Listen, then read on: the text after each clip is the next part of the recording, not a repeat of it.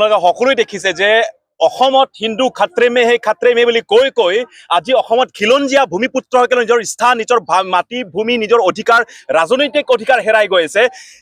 সেইটোত এটা কথা ক'ব বিচাৰিছো, এতিয়া অসমীয়া গোবেগ ধ্বনি আমি শুনিছো, কাৰ্বি চাইনিজ গোবেগ ধ্বনি আমি শুনিছো, ঠিক তেনেতে আমি অসমত বসবাস কৰা প্ৰতিজন খিলঞ্জীয়া প্ৰতিজন জনজাতিৰ লোকসকলৰ নিজৰ অস্তিত্ব হেৰাই গৈ আছে।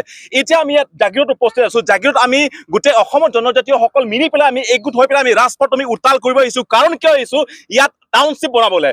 টাউনশ্বিপ বনাব ক'ত, য'ত জনজাতীয় লোকসকলে বসবাস কৰে, এই জনজাতীয় লোকসকলৰ বসতি স্থান কৰা এই স্থানতে গোটেইখিনি উচ্ছেদ কৰি পেলাই তাৰ পৰা গোটেইখিনি ঘৰ ভাঙি মেলি গোটেইখিনি যিসকল 40-50 ইয়াৰ ভূমিপুত্ৰ যিসকলৰ তিৱাহে অসম আন্দোলনত পদত্যাগ কৰিছে, যিটো তিৱাসকলে যিটো কাৰ্বিসকলে অসম আন্দোলনৰ সৰ্বোচ্চ ত্যাগ কৰি পেলাই নিজৰ প্ৰাণ আহুতি দিছে, এই প্ৰাণ আহুতি দিয়াৰ কাৰণে অসম আন্দোলন স্বীকৃতি পোৱাত অসম চুক্তি স্বাক্ষৰ কৰা হৈছে। কিন্তু এই তিৱাসকলক আজি ইয়াৰ পৰা আঁতৰাই দিয়া, ইয়াত গোটেইখিনি খেদি পেলাই ইয়াত গোটেইখিনি উচ্ছেদ কৰি পেলাই ইয়াত টাউনশ্বিপ বনাব, সেইটো লজ্জিত কথা। আৰু এই অসম চৰকাৰ কোনো পাৰ্টীৰ চৰকাৰ নহয় কিয়, অসম চৰকাৰ কোনে চৰকাৰ নহওক কিয়, এইখিনি ক্ষেত্ৰত তেওঁলোকে অকণমান চিন্তা কৰিব লাগে। আৰু দ্বিতীয়তে অসমত থকা মই সংগঠনক নাকওঁ, কিন্তু অসমৰ অসমীয়া হিচাপে যিসকল আছে প্ৰতিজন অসমীয়া প্ৰতিজন খিলঞ্জীয়া ইয়াৰ ওপৰত এটা গুৰুত্ব দিয়াৰ প্ৰয়োজন। এতিয়া যদি আমি চাওঁ, ইয়াত এই চৰকাৰে কিবা এটা কৰিব গ'লে আমি সেইটো কৰা নাই, উন্নয়ন বা উন্নতি আমাক লাগে, ডেভেলপমেণ্ট আমাক লাগে, ডেভেলপমেণ্ট ডেট ইজ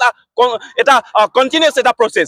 কিন্তু অসম চৰকাৰে কিবা এটা কৰিব গ'লে, কিবা এটা ডেভেলপমেণ্ট ষ্টিল কৰিব লাগে, ধৰি লওক ইয়াৰ পৰা আৰম্ভ কৰি পেলাই ইয়াত টাউনশ্বিপ বনাব, ক'ৰবাত এটা ডেভেলপমেণ্টেল কিবা স্কিম আনিব, কিবা এটা অসম চৰকাৰে কৰিব গ'লে সদায় ট্ৰাইবেলসকলৰ মাটিটোৱে কিয় ল'ব বিচাৰে?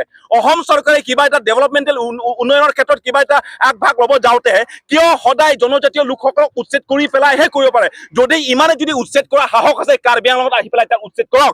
যদি ইমান যদি উচ্ছেদ কৰা সাহস আছে, অসমত থকা ট্ৰাইবেল বেলেঞ্চ ব্লক মাটিবোৰ উচ্ছেদ কৰক। কিন্তু সেইবোৰ এওঁলোকৰ দম নাই, তেওঁলোকে দম কৰি আছে সদায় জনজাতীয় লোকসকলৰ ওপৰত অত্যাচাৰ কৰা, জনজাতীয় লোকসকলক দমন কৰা, সেইটো মাত্ৰ এই চৰকাৰে তেওঁলোকে মাত্ৰ পাৰে। সেইকাৰণে পীযুষ হাজৰিকা ডাঙৰীয়া তেওঁলোকক মই আহ্বান দিছো যে ট্ৰাইবেলসকলক এই সদায় আঙুলিয়াই দিয়া, কাৰোবাক এৰেষ্ট কৰি দিয়া, কাৰোবাক দমন কৰা, কিন্তু এইটো এতিয়া নচলিব, সেইটো আমি সহ্য নকৰো। আৰু যিহেতু এই চৰকাৰে যদি সঁচাকে যদি জনজাতীয় লোকসকলৰ পক্ষত দিয়া চৰকাৰ, তেনেহ'লে ইয়াত উচ্ছেদখিনি বন্ধ কৰক, ইয়াত চাৰ্ভেটো বন্ধ কৰিলে আৰু লিখিতভাৱে ইয়াত যে ট্ৰাইবেলসকল যিসকল ইয়াতে আছে, যিটো জাগিৰোডৰ যিটো হিন্দীখনত যিটো টাউনশ্বিপৰ পৰিকল্পনা যিটো চলি আছে, সেইটো অতি শীঘ্ৰে লিখিতভাৱে তেওঁলোকে যে ইয়াত টাউনশ্বিপ নহ'ব সেইটো তেওঁলোকে স্পষ্টীকৰণ কৰক। তাৰ পাছত আমি আন্দোলনখিনি আমি স্থগিত ৰাখিম।